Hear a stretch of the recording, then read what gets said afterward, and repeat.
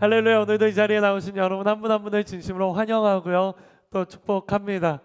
우리 폴트 공동체 예배는요, 매주일 오전 11시 회화역 4번 출구 근처에 있는 한성 에듀센터 2층에서 예배 드립니다. 또한 카카오톡 플러스 친구에서요, 온누리 폴트 대학부를 검색하시거나 인스타그램에서 폴트 언더바 온누리를 검색하시면 보다 구체적인 안내와 다양한 영적인 컨텐츠를 만나보실 수 있습니다. 우리 가슴에 손을 얹고 이렇게 고백해 볼까요? 나는 그리스도인입니다. 그리스도인은 담대한 증인입니다.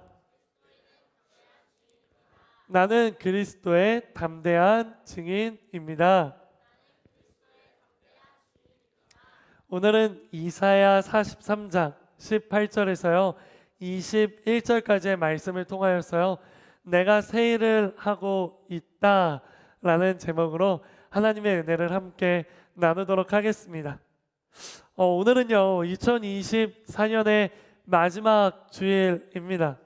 그래서 오늘도 특별히 무대를 꾸미고, 또 제가 평소와는 다르게 좀 앉아서 여러분과 함께 말씀을 나누려고 합니다. 그 이유는 바로 이러한 것들을 통해서 우리가 조금 더 따뜻하게, 조금 더 편하게 우리가 이 마지막 예배를 드리며 하나님 앞에 지난 한 해 동안의 하나님의 은혜를 또 되새겨보고, 또 1년을 시작하면서 우리가 함께 다짐할 것들, 또 어떤 기대감과 소망이 있는가에 대한 부분들을 함께 나누기 위함이에요.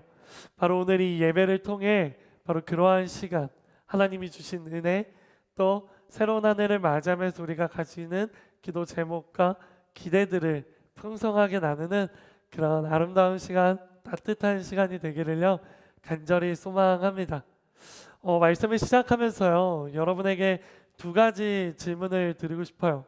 이 두 가지 질문을요, 여러분의 마음 가운데 스스로 질문하면서요, 그 대답을 한번 스스로 떠올려 보기를 원합니다. 먼저 첫 번째 질문은 이것이에요. 여러분에게 2024년 이 1년은요 어떤 1년이었습니까? 2024년을 여러분 머릿속에 떠올렸을 때 가장 먼저 생각나는 사건, 가장 먼저 생각나는 감정, 가장 먼저 여러분의 마음 가운데 떠오르는 그 여러분의 기분은 어떤 기분인가요?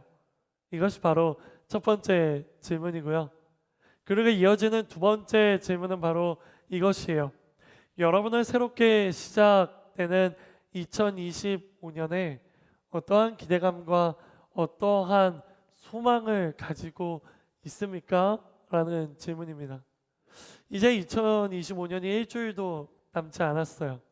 불과 며칠 남지 않았는데, 그 며칠 남은 이 시점에서 여러분은 새롭게 시작되는 2025년을요 어떠한 마음으로, 또 어떠한 기대감과 소망감으로 준비하고 있냐라는 질문입니다. 저는요 오늘 말씀을 통해서 이 두 가지 질문에 대해 진지하게 생각해보고 또 고민해보는 그런 시간이 되기를요 간절히 소망합니다.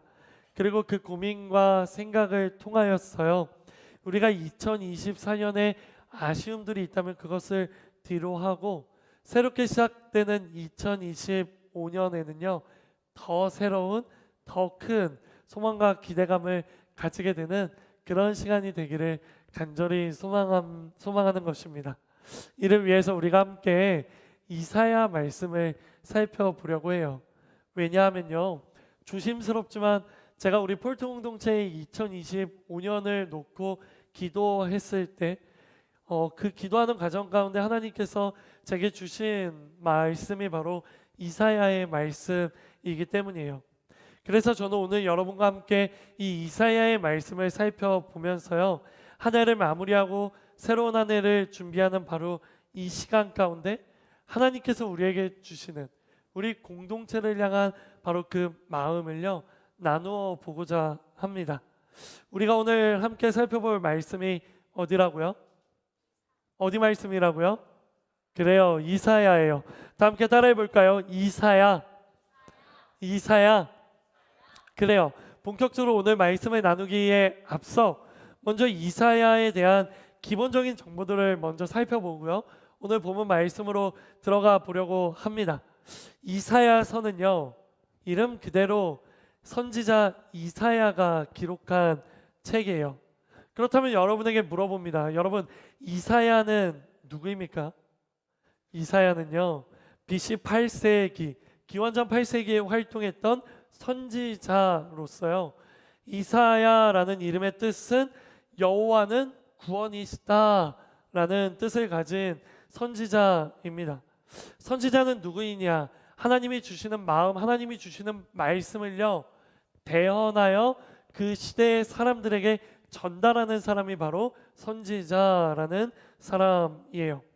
그렇다면 이사야는 어떠한 목적을 가지고 이사야서를 기록했을까요? 크게 두 가지 목적이 있는데요.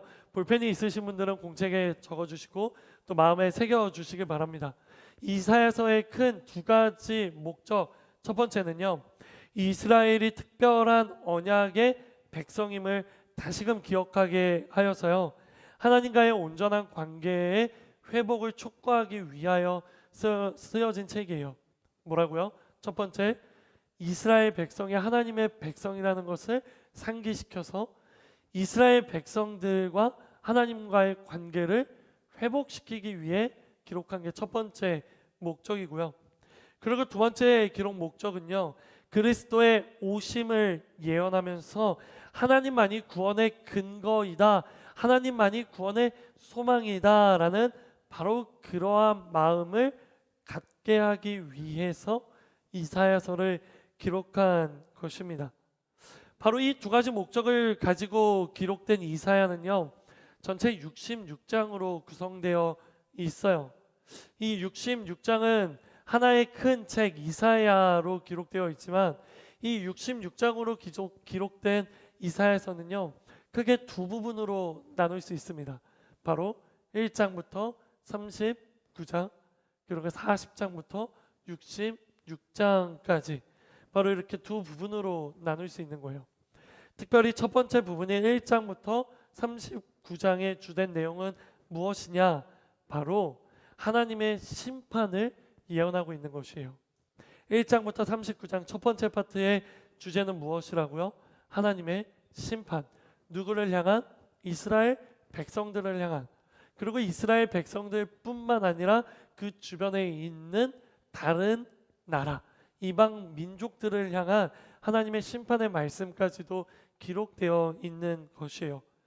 그리고 두 번째 부분 40장부터는요, 분위기가 바뀝니다. 첫 번째 부분이 심판이었다면 두 번째 부분은요, 회복에 대한 이야기를 다루고 있어요. 그래요. 이사야 40장부터 66장까지는요, 하나님의 회복을 예언하고 있는 부분이에요. 그래요. 하나님의 심판, 하나님의 회복, 하나님의 구원. 다른 선지서들과 마찬가지로요, 이사야서도 역시나 심판과 구원이라는 두 가지 큰 주제로 구성되어 있다라는 것입니다. 여러분, 이것을 조금 더 외우기 편한 방법이 뭔지 아세요? 성경 전체가 몇 권이죠? 몇 권이죠? 66권이에요. 구약이 몇 권이죠? 39권, 신약이 27권이에요. 구약의 주제는 무엇입니까? 이 세상을 구원하실 예수님의 오심에 대해 기록되고 있죠. 신약은 주제가 무엇입니까? 이 땅에 오신 예수님의 삶, 예수님의 죽음, 그 죽음과 부활이 우리에게 어떠한 의미가 있는지에 대한 내용이 신약 성경 27권에 기록되어 있어요.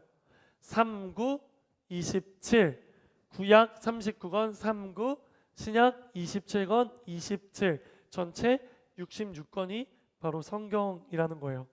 놀랍게도 이사야서의 구성도 똑같습니다. 전체 66장 첫 번째 파트가 39, 39권이 바로 하나님의 심판, 그리고 39, 27, 나머지 27장 40장부터 66장까지의 내용이 바로 하나님의 구원에 대한 이야기가 기록되어 있다라는 것입니다. 이렇게 생각하시면요, 이사야서의 구성과 이사야서의 내용을 이해하는 게요, 여러분에게 굉장히 쉽게 다가올 거라 믿습니다. 바로 이러한 내용을 가진 이사야서, 그 중에 우리가 오늘 함께 살펴볼 말씀은 이사야 43장이에요. 눈치가 빠르신 분들은요, 이사야 43장을 살펴볼 거다라는 이야기를 하는 순간 여러분은 깨달았을 거예요. 무엇을? 오늘의 본문 말씀은 심판의 말씀이 아니라 회복의 말씀이겠구나. 왜냐하면 40장부터는 하나님의 회복, 구원에 대한 내용이 기록되어 있다는 것을 우리가 알고 있잖아요. 그래요. 하나님의 회복, 구원, 바로 그 중 한 장인 이사야서 43장인 거예요. 더 자세히 말하면 바벨론이라는 강대국의 포로로 잡혀있는 이스라엘 백성들을 향한 하나님의 위로의 말씀, 구원의 말씀이 기록되어 있는 것입니다. 이것이 바로 오늘 본문 메시지의 핵심인 것이에요. 자, 이러한 배경을 우리 머릿속에 넣었다면요, 이제는 본격적으로 43장의 오늘 본문 말씀이요, 더욱더 구체적으로 한번 들어가 보도록 하겠습니다. 우리 오늘 본문 43장 18절의 말씀을요, 큰 목소리로 읽어보도록 할게요. 시작.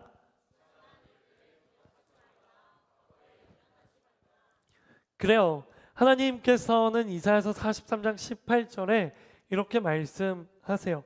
지나간 일들을 기억하지 말라. 과거에 연연하지 말라라고 말씀하십니다. 사랑하는 폴트 공동체 여러분, 여기서 질문합니다. 그렇다면 여기서 말하는 지나간 일, 과거, 기억하지 말라고 말씀하시는 지나간 일, 연연하지 말라고 말씀하시는 과거, 과연 이 지나간 일과 과거는 어떤 것들을 의미하는 것일까요? 이것은 바로요, 이사야가 활동하던 그 시대적 배경을 우리가 이해하면요, 크게 어렵지 않게 발견할 수 있습니다. 이사야를 포함한 선지자 몇 명? 구약 성경의 선지자가 몇 명이죠? 선지서는 17권이에요. 그럼 선지자는 몇 명일까요? 17명이라고 생각하는데 여기서 한 가지 함정이 있죠. 17권의 선지서에 뭐가 있죠? 예레미야, 애가. 둘 다 예레미야가 쓴 거죠. 자, 정리합니다. 구약 성경의 선지서가 몇 권? 17권. 그 17권의 선지서는 선지자의 이름을 따서 붙인 것입니다. 근데 예레미야와 예레미야 애가가 중복되기 때문에 17권의 선지서가 있지만 구약에 등장하는 선지자는 몇 명? 16명이 있는 거예요. 그래요. 이사야를 포함한 16명의 선지자들이 활동하던 시대는 구약의 시대 중에 어떤 시대인가? 바로 사울, 다윗, 그 다음 왕 누구? 솔로몬. 바로 이 사울, 다윗, 솔로몬이라는 왕이 통치하던 시대, 바로 왕정시대라고 하죠.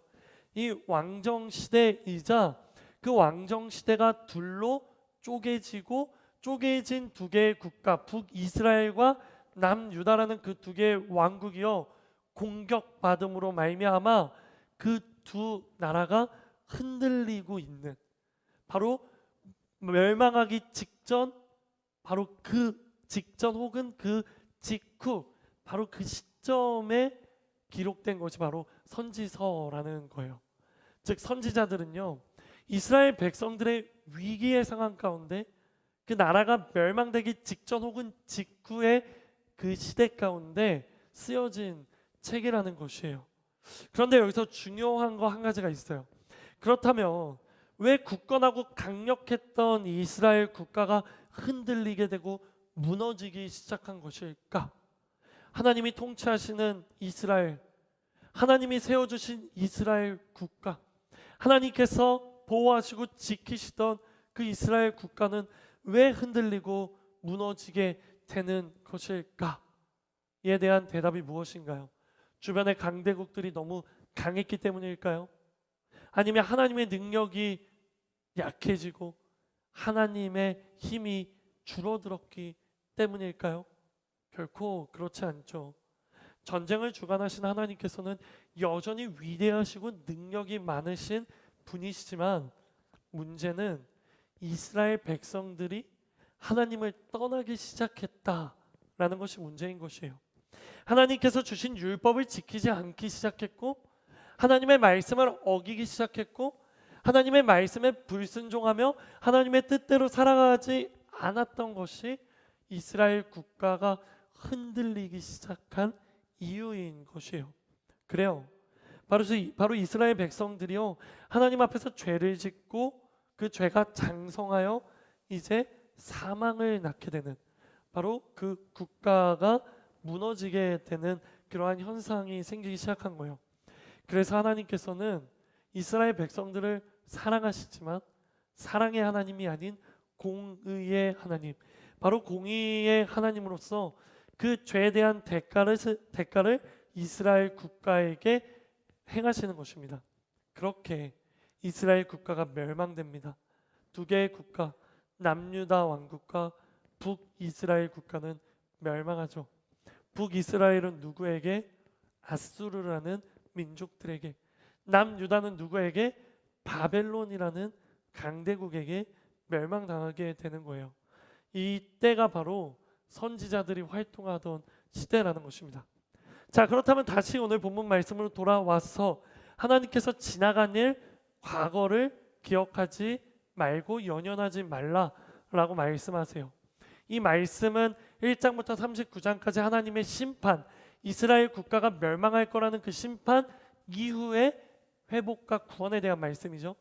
그렇다면 이 시점에서 과거란 무엇일까요? 그 과거는 바로 이스라엘 백성들이 하나님 앞에서 행한 죄악들을 의미하는 거예요. 이스라엘 백성들이 하나님 앞에서 행했던 죄, 우상을 섬기고 율법을 지키지 않으며 하나님을 떠났던 바로 그 죄를 이야기하는 것입니다. 그리고 그러한 죄악으로 인해 한 단계 더 나아가 하나님께서 이스라엘 백성들을 공의로서 심판하시고 벌하시는 바로 그 심판과 처벌까지도 포함되는 것이에요. 결국 지나간 일, 과거의 일이라는 것은요, 그들이 저지른 죄악으로 인해 하나님과의 관계가 멀어지고, 관계가 멀어짐으로 그들이 겪었던 고난과 고통, 불안, 두려움, 그 두려움으로부터 받았던 그들의 상처, 그 모든 것을 포함하는 것이 바로 지나간 일, 과거를 의미한다라는 것이에요. 따라서 오늘 이사야 43장의 말씀, 지나간 일들을 기억하지 말고 과거를 연연하지 말라라는 말씀은 결국 너희의 과거의 죄, 너희가 받았던 심판들을 기억하지 말라라고 말씀하신다라고 이해하면 되는 것이에요. 자, 그렇다면 여기서 이제 그 다음 궁금증이 생겨요. 왜 하나님께서는 그 과거의 일들, 나의 죄, 나의 심판, 나의 처벌, 또 내가 갖고 있었던 두려움과 상처를 기억하지 말라고 하는 것일까? 라는 궁금증이 들죠. 왜? 그에 대한 대답은요, 이어지는 19절을 통해 우리는 발견할 수 있습니다.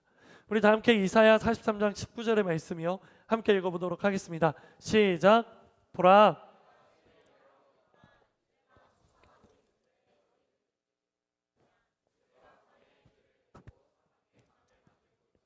아멘. 자, 볼펜이 있으신 분들은 밑줄 그어 주실래요? 내가 새 일을 하고 있다. 그래요. 하나님께서 과거의 일들을 기억하지 말고 지나간 일에 연연하지 말라라고 말씀하시는 그 이유는 너무나도 명확해요. 오늘 설교의 제목과도 같죠. 내가 새 일을 하고 있다. 내가 너를 위해 크고 놀라운 일을 행하고 있기 때문이야.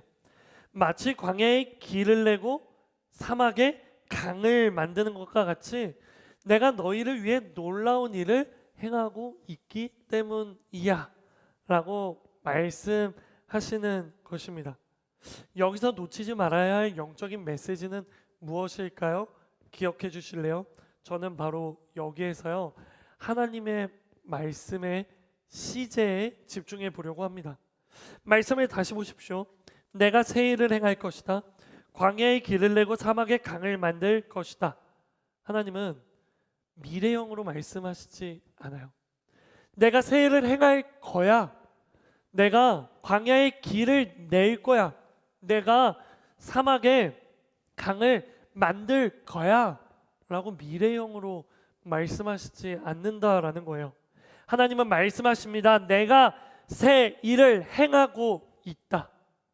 내가 광야의 길을 내고 있다. 내가 사막에 강을 만들고 있다. 하나님의 말씀은요, 현재 진행형이다라는 것이에요. 저는 이사야 43장의 말씀을 읽으면서요, 바로 이 부분이 가장 큰 감격과 감사로 다가왔어요. 왜냐하면요, 하나님은 여기 있는 우리에게, 그리고 우리 폴트 공동체에게요, 새 일을 행할 것이다라는 그저 미래의 소망으로 우리에게 약속하시는 것이 아니다라는 것을 깨달았기 때문이에요. 이는 하나님께서 우리와 우리 공동체를 향한 하나님의 회복, 하나님의 부흥, 하나님의 계획, 하나님의 뜻, 그 모든 것들은 이미 시작되었고 지금 이 순간에도 활발히 진행하고 계신다는 하나님의 위로의 말씀, 하나님의 소망의 말씀을 발견했기 때문이에요. 사랑하는 폴트 공동체 여러분, 저는 믿습니다. 바로 이것이 2025년을 앞두며 우리에게 하나님께서 주시는 하나님의 약속인 줄 믿습니다. 저는 이러한 믿음을 가지고 여러분께 권면드리고 싶어요. 바로 이러한 저의 믿음이요, 그냥 저 한 명의 믿음, 한 명의 소망, 한 명의 위로를 끝나는 것이 아니라 여기는 여러분 모두에게 확장되기를 주님의 이름으로 축복합니다. 여기는 여러분 모두도 바로 이러한 하나님의 말씀을 기억하며 하나님이 우리의 삶 가운데, 우리 개인 가운데, 우리 공동체 가운데 하나님의 위대한 일들을 이미 시작하셨고 하나님의 놀라운 일들을 지금 행하고 계시고 그 놀라운 일들을 행하고 계시기에 새롭게 시작되는 2025년 가운데 하나님이 완성하실 것이라는 바로 그러한 믿음, 그러한 소망, 그러한 확신이 여러분 모두에게 있기를 주님의 이름으로 축복하는 것입니다. 왜냐하면 하나님께서 지금 행하고 있는 이 일은요, 광야의 길을 내시고 사막의 강을 만드시는 이 놀라운 일은요, 여러분을 너무나도 사랑하신다는 하나님의 사랑의 표현이기 때문이에요. 그리고요, 여러분을 포기할 수 없으시다는 하나님의 사랑의 표현이기 때문이에요.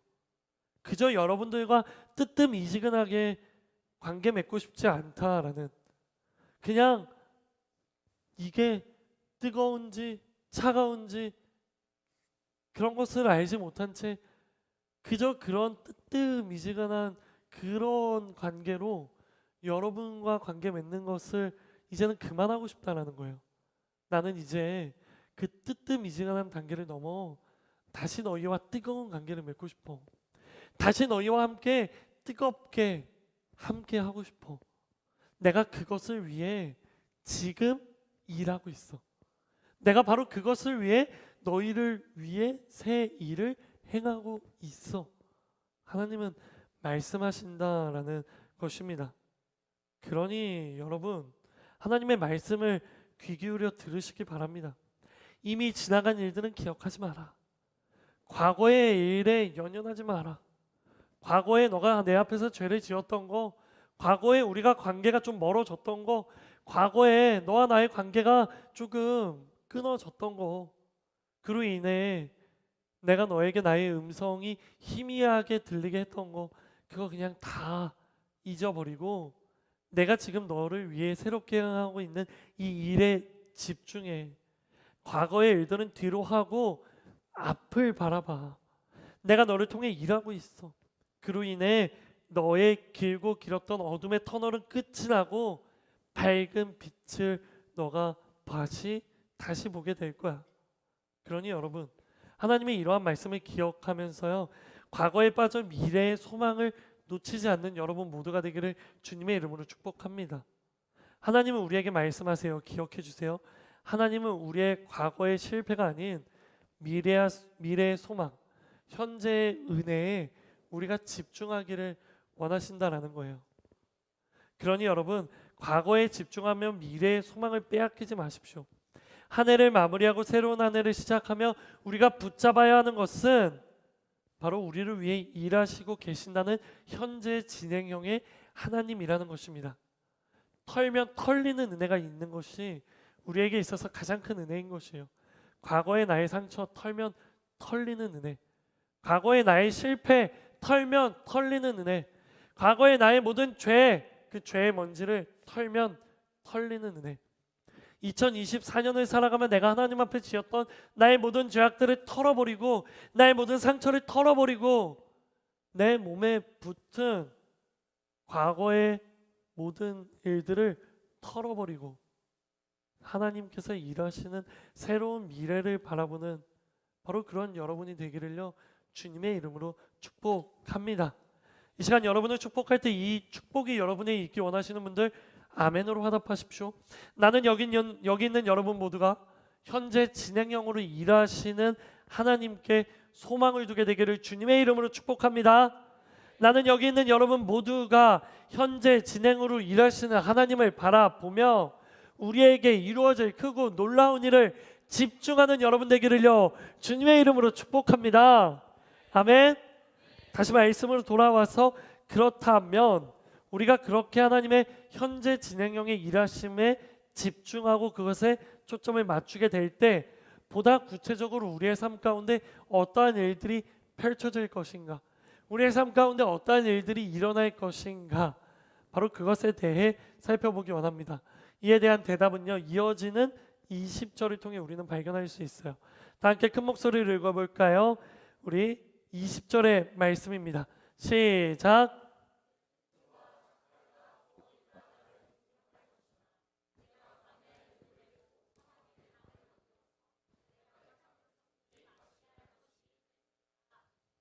아멘. 자, 그래요. 하나님은 또한 분명하게 기록하고 있어요. 광야에 물을 대고 사막의 강을 만들어서 무엇을 할 것이다? 내가 택한 백성들을 마시게 할 것이다. 내가 택한 백성들에게 그 물을 마시게 할 것이다. 그래요. 우리의 영적인 목마름을 해결하실 거라는 것이죠. 우리의 광야와 같았던 마음에 다시 한 번 더 물이 풍성해지고요. 우리의 타들어가는 것 같은 사막과도 같은 그 마음에요 생수의 강이 넘쳐 흐르게 하시겠다라는 하나님의 약속인 것이에요. 즉 우리의 영적인 목마름에 대한 해결인 것이에요. 영적 목마름의 해소, 뭔가 문득 떠오르는 스토리가 있지 않나요? 바로 요한복음 4장에 기록된 예수님과 사마리아 여인의 만남이 떠올라야 합니다. 함께 읽어볼까요? 요한복음 4장 14절의 말씀이에요. 시작. 그러니 내가 주는 물을 마시는 사람은 영원히 목마르지 않을 것이다. 내가 주는 물은 그 사람 안에서 계속 솟아올라 영생에 이르게 하는 샘물이 될 것이다. 예수님은 말씀하십니다. 내가 주는 물을 마시는 사람은 영원히 목마르지 않을 것이다. 포인트는 내가였어요. 또 예수님은 말씀하십니다. 내가 주는 물은 그 사람 안에서 계속 솟아올라 영생에 이르게 하는 샘물이 될 것이다. 누구의 말씀이라고요? 예수님의 말씀이에요. 내가 주는 물을 마시는 사람. 그래요. 여기서 우리는 분명하게 또 한 가지를 발견하게 됩니다.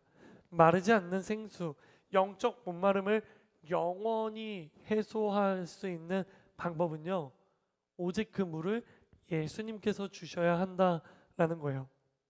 이것을 통해 우리는 아까 했던 질문에 대한 대답을 발견할 수 있어요. 우리의 영적인 목마름의 해소는 오직 예수님으로부터 해결될 수 있다라는 거예요. 기억해 주실래요? 광야에 물을 대고 사막에 강을 만들어내는 역사, 영적인 목마름이 해결되는 역사는 오직 예수님을 만나게 될 때 가능한 것입니다. 뭐라고요? 영적 목마름의 해소는 예수님을 만나게 될 때 해결된다라는 것이에요.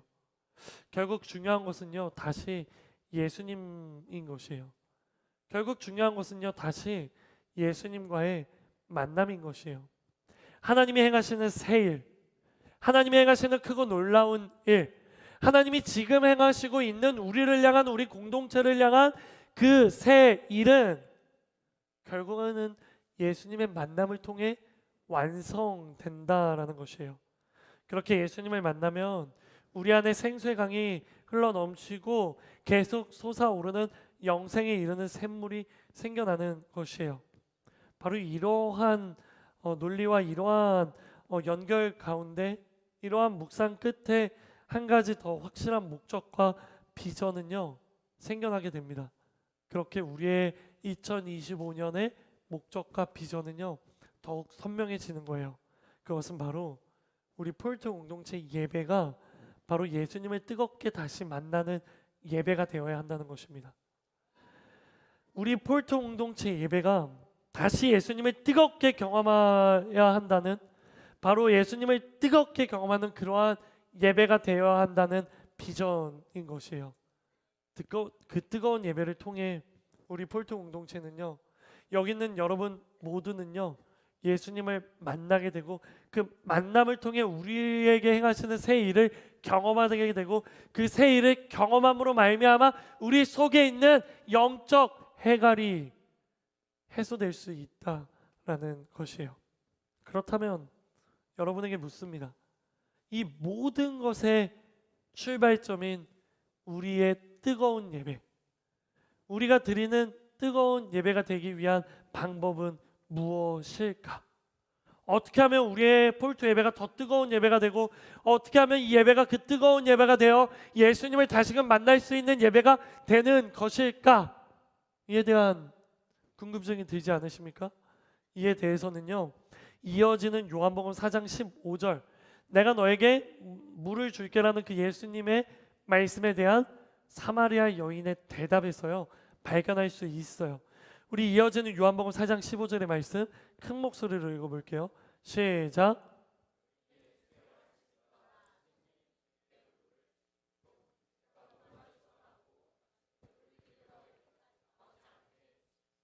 그래요. 그에 대한 대답은 무엇입니까? 이 사마리아 여인의 대답에 있어요. 제게 그 물을 주십시오. 제게 다시는 목마르지 않게 하는 그 물을 마실 수 있게 해주십시오. 예수님 제게 그것을 주세요 라고 말하는 예수님의 간절한 고백에 있는 것입니다. 바로 이것이 하나님께서 주신 비전을 이루기 위한 첫 번째 발걸음인 것이에요. 이런 사마리아 여인의 간절함을 보며 우리 스스로의 마음에 한번 점검하며 스스로의 마음에 한번 물어봅시다. 내게도 이 사마리아 여인과 같은 간절함이 있는가? 내게 정말 예수님을 만나기 원한다는 간절함이 있는가? 내가 정말 이 폴트 예배에 나가면서 이 예배가 나의 삶을 회복시킨다는 이 예배를 통해 내가 예수님을 다시 만나 그 만남을 통해 내게 있는 모든 문제와 어려움과 아픔들이 회복되고 새로운 역사가 일어날 것이라는 그 기대감을 가지고 이 예배에 나오는가? 우리는 이 예배에 나의 모든 것을 걸고 있는가?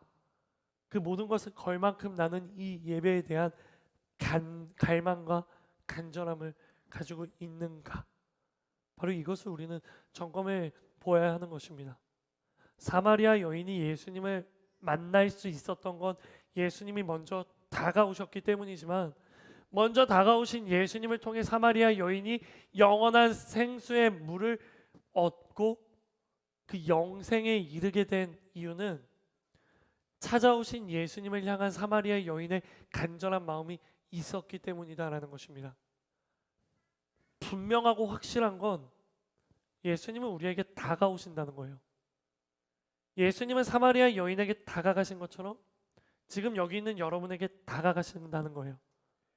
근데 그 다가오시는 예수님을 향한 간절한 마음 여러분에게도 있습니까? 사마리아 여인에게 있었던 그 간절한 마음이 여러분에게 있느냐라는 질문이에요. 이 시간 축복합니다. 저는 우리 폴트 공동체 모든 청년들에게 예수님을 만나고 싶다는 그 간절한 마음이 가득가득 흘러 넘치기를 주님의 이름으로 축복합니다. 저는 다시 한번 여기 있는 여러분 모두가 예수님을 만나 마르지 않는 생명수가 우리의 영혼에 가득 채워지게 되기를요 주님의 이름으로 축복합니다. 자, 그렇다면 이제 마지막 질문이에요. 이 마지막 질문은 어떻게 보면요 가장 근본적인 질문일 수 있어요. 그것은 바로 하나님께서는 도대체 왜 우리에게 끝없이 새 일을 행하고 계시는 걸까? 하나님은 도대체 왜 죄를 짓고 하나님을 떠났고 하나님과 멀어져 있는 우리에게 다시 다가오시며 왜 우리에게 회복의 약속, 회복의 말씀을 하시는 것일까? 우리가 무엇이건데 하나님께서는 우리를 위해 예수님을 보내시며 예수님을 통해 우리에게 마르지 않는 생수를 주려고 하시는 걸까? 이에 대한 대답으로 오늘 본문의 마지막 구절 이사야서 43장 21절을 통해 그 대답을 발견하기 원합니다. 함께 읽겠습니다. 시작. 이 백성은 나를 찬양하게 하려고 내가 손수 만든 사람들이다. 그렇습니다. 이 백성은 나를 찬양하게 하려고 내가 손수 만든 사람들이다. 그래요. 너무나도 명확한 이유가 또 이 본문 말씀에 있는 거예요. 그 이유가 무엇이라고요? 우리는 하나님을 찬양하게 하려고 하나님께서 손수 만드신 하나님의 피조물이기 때문이에요. 이 간단 명료해 보이는 이 한 문장은요, 많은 명확한 명제를 담고 있습니다. 첫째, 사람은 하나님의 피조물이다 라는 그 한 문장. 그리고 둘째, 사람의 목적은 하나님을 찬양하는 것이다 라는 두 번째 문장. 그리고 세 번째, 하나님은 사람에게 찬양받기를 원하신다.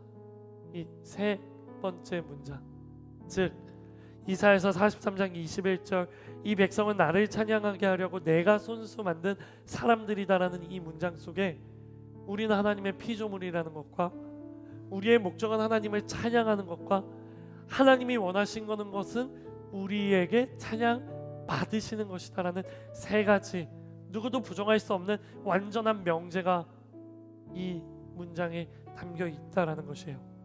그래요. 하나님이 우리 공동체를 위해, 그리고 여기 있는 여러분 한 사람 한 사람을 위해 새 일을 행하시며 약속하시는 이유는 우리가 더 하나님을 제대로 찬양하게 하시기 위한 하나님의 큰 의도와 목적이 있다는 것을 기억하시기 바랍니다. 우리를 버리거나 포기하지 않고 여전히 우리를 위해 일하시고 여전히 우리에게 다가오시며 여전히 우리에게 예수 그리스도를 보내주시는 이유는 바로 하나님을 더욱 올바르게 찬양하게 하려는 하나님의 그 목적이 있다는 것을 발견하시기 바랍니다. 그래서 저는 마지막으로 한 가지 더 소망을 가지게 됩니다. 저는 우리 폴트 공동체가 2025년에는 좀 더 잘 하나님을 찬양하고 예배하기를 바랍니다. 저는 우리 폴트 공동체가 새해에는 조금 더 뜨겁게 하나님을 찬양하고 예배하는 사람들이 되기를 간절히 소망합니다. 왜냐하면 이러한 저의 바람은 저의 바람이 아니라 하나님의 바람이라고 믿기 때문이에요. 바로 그것을 위해 하나님은 일하고 계시고 우리에게 마르지 않는 생수를 주시기 때문이다 라는 믿음이 있기 때문입니다. 그래서 2025년에는요 더욱더 예배에 목숨 걸 거예요. 더 뜨거운 예배, 이 세상에서 가장 뜨거운 예배가 될 수 있도록 최선을 다할 것입니다. 선포합니다. 우리 폴트 공동체의 찬양은 더욱더 뜨거워질지어다. 우리 폴트 공동체의 말씀은 더욱더 깊어질지어다. 우리 폴트 공동체의 기도는 더욱더 깊어질지어다. 이를 위해 저를 포함한 여기 있는 여러분 모두가 치열하게 발버둥치는 2025년 되기를 주님의 이름으로 축복합니다.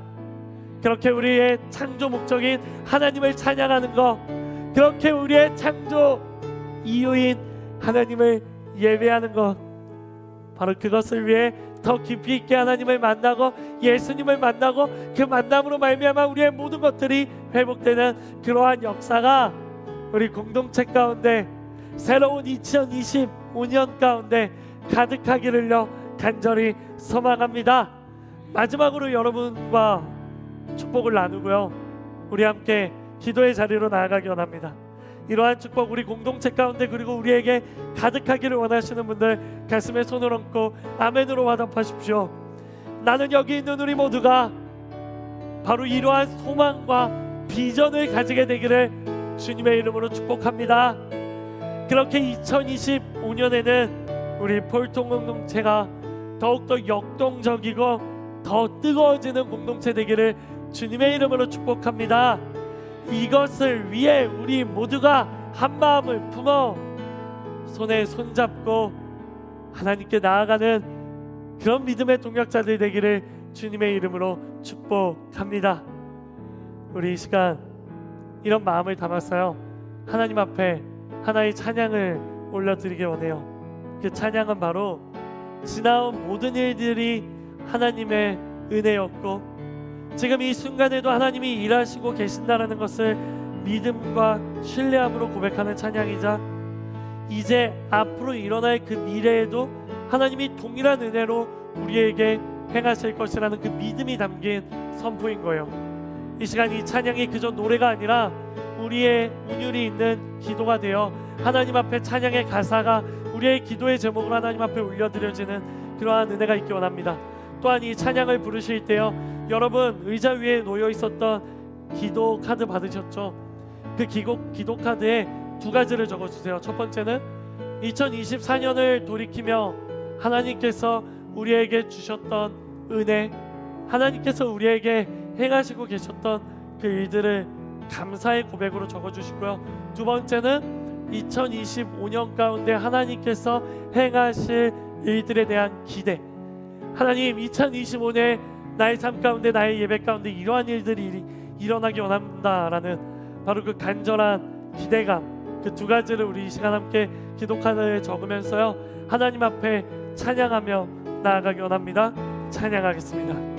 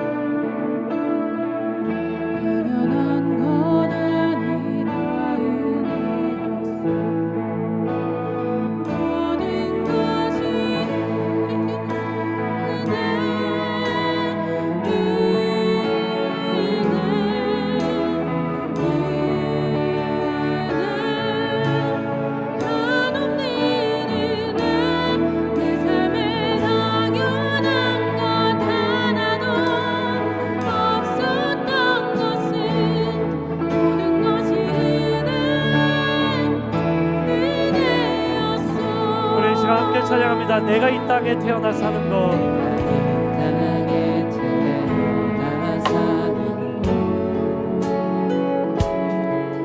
너희가 이 시절과 지금까지 숨을 쉬며 살며 꿈을 꾸는 삶, 당연한 것 아니라 내가 하나님의 자녀로 살며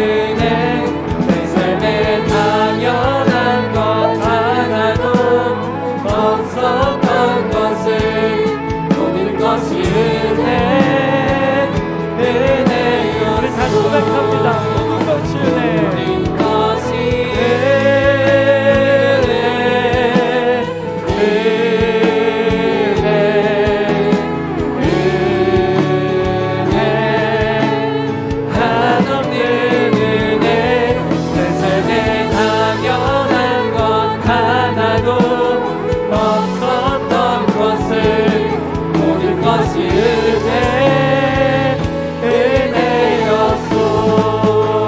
은혜였소. 우리 이 시간 함께 딱 한 번만 하나님 앞에 기도하며 나아가기 원합니다. 우리 이 시간 딱 한 번 하나님 앞에 기도하며 나아갈 때 지나간 모든 일도 하나님의 은혜였고 지금 이 순간 하나님이 일하시는 것도 하나님의 은혜이고 새롭게 시작하는 2025년도 하나님의 은혜가 계속된다는 것을 믿음으로 고백하며 나아가기 원합니다.